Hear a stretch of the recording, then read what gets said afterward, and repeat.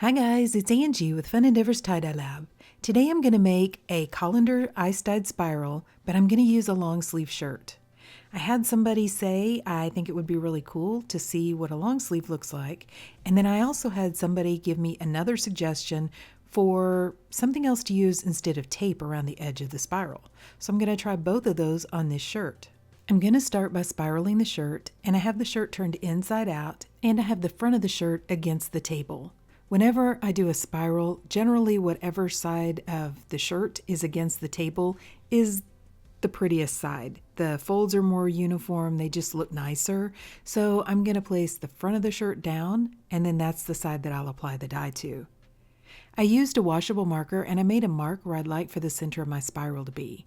And normally I put that just about level or a little bit below the armpits of the shirt.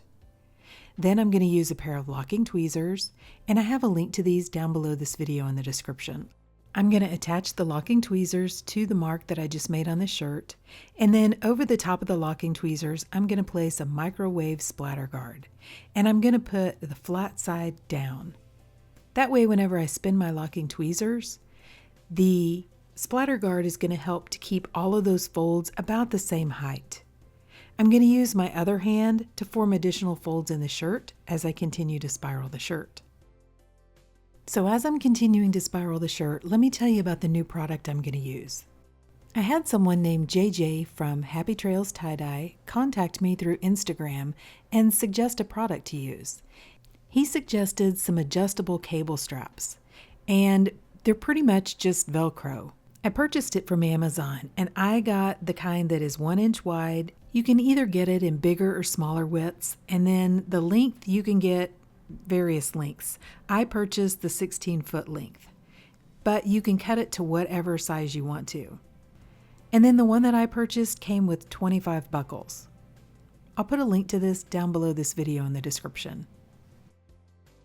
So now that I'm finished spiraling the shirt, let me show you what I'm talking about. It comes in a roll, and it's, like I said, basically Velcro. The kind that I bought had a very small little instruction sheet inside, and it came with 25 buckles. There's a whole bunch of different vendors that sell this same product out on Amazon though. I just kind of picked one that had some good reviews and went with it. Okay, so I'm going to kind of use the Velcro the same way I use the tape. At the beginning end of the Velcro, I'm going to put a buckle on the end, slide it part of the way down, and then fold the Velcro over so it'll stick to itself. Then I'm going to grab the end of the Velcro, and I'm going to use a little metal clip which I purchased from the Dollar Tree dollar store, and attach the Velcro to the outside of the shirt. I usually try to find one of the little areas of the shirt that's sticking out, either a sleeve or another portion of the shirt, to clip the Velcro or the tape to. Then I'm going to wrap the Velcro around the outside of the shirt, and this time, because of course the Velcro isn't sticky, I'm going to use a few more of those clips and kind of pull it a little bit tight and clip it to various areas around the outside of the shirt.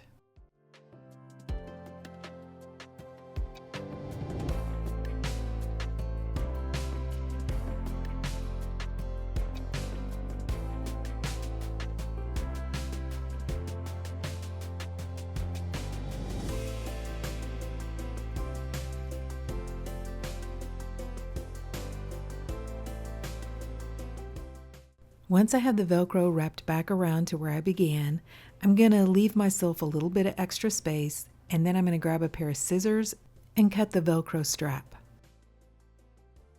I'm going to feed the free end through the buckle and then bend it back on itself so that it stays attached. I'm going to take off the clips, and then I kind of tested picking the shirt up to see whether it was sturdy enough to withstand me lifting it up off the table. It seemed to do pretty well. I didn't lift it all the way off the table, but I think it would have done fine. Instead, I went ahead and slid the shirt to the edge of the table and off onto a metal rack. So truthfully, I think the Velcro worked much easier and much better than using the tape around the edge. I just think I could get it much tighter around the outside edge of the shirt, and it's reusable. especially since I normally don't leave the Velcro or the tape around the outside edge of the shirt when I apply the dye. Okay, so right now you're still looking at the back of the shirt. I'm going to place a colander from the Dollar Tree dollar store right in the middle of the shirt and then flip the shirt over. I'm going to place the colander on top of the metal rack, and then I'm going to place that metal rack inside of a plastic tote. Right now I'm going to take the Velcro off, and then I'm going to use some hemostats and attach them to my metal rack to try to keep a little bit of definition at the edges of the spiral. The hemostats will also keep the long sleeves from falling down into the muck. And all muck is the melting ice that's mixed with the dye. So I've been experimenting with various ways to do these colander spirals, where I get a pretty defined spiral in the middle, and then I get the really pretty dye flow around the edges or the outer part of the spiral.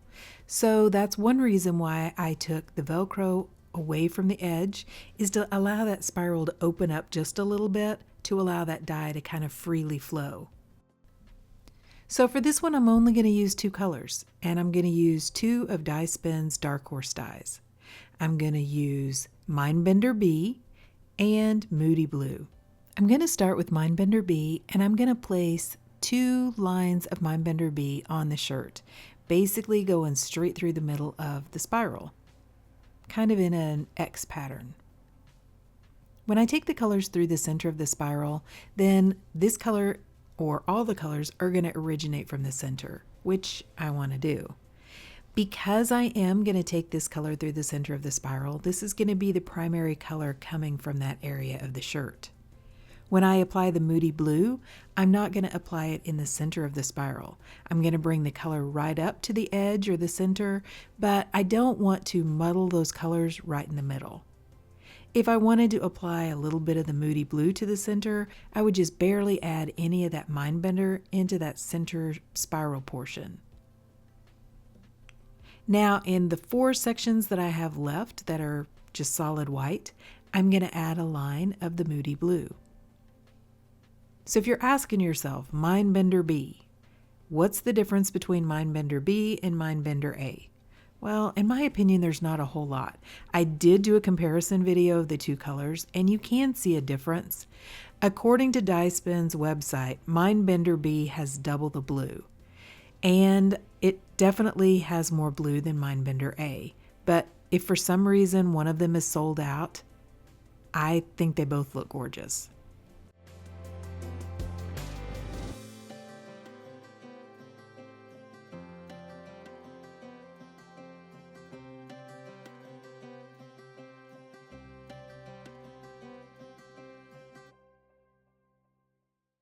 Okay, now that I have the dye on the shirt, I'm going to go ahead and apply a little bit of additional dry soda ash over the top of the dye.